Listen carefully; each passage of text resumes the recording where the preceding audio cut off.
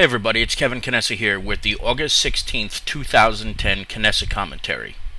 When the entire Darrelle Revis situation first broke, I stopped and I thought about the situation for a minute and thought to myself that this was just another example of an extremely greedy athlete who wound up turning into a phenomenal player, wanting to make more money and not honoring his original contract.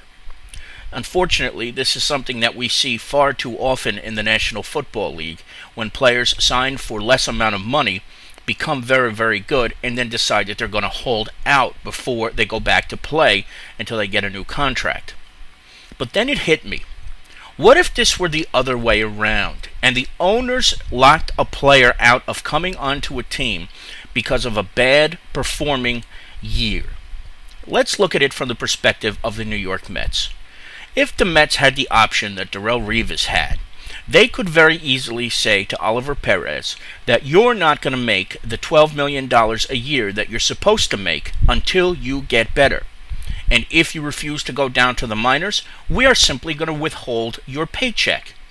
Could you imagine what the Players Union would do if such a thing happened? Or take Jason Bay, for example.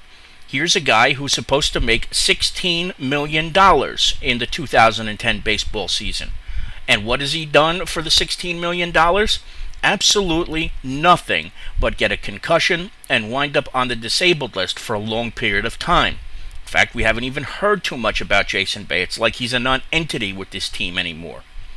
What if the Mets were to say to him, we signed you for big bucks. You've underperformed, so we're not going to pay you until you start to break out of your year-long slump.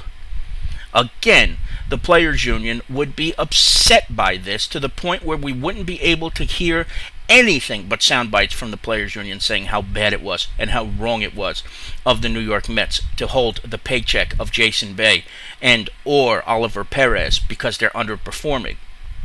Why is it okay then if a player like Darrelle Revis, who has a contract, who signed it in good faith, why is it okay for him to hold out and not to play because he thinks he's worth more money? Now, there's no doubt he is one of the best cornerbacks and perhaps one of the best defensive players in the entire National Football League. But the truth of the matter is, these athletes, when they're overpaid, have no problem collecting exorbitant salaries for sucking.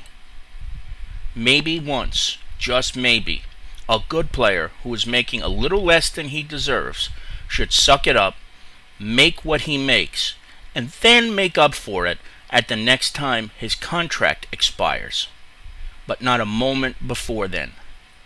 Boy, would it be nice to be able to withhold salary from Oliver Perez and from Jason Bay of the New York Mets for their horrendous 2010. It just isn't going to happen. And for Darrelle Revis, it shouldn't either. Kevin Knessa, thank you for watching. Have a good night, everybody.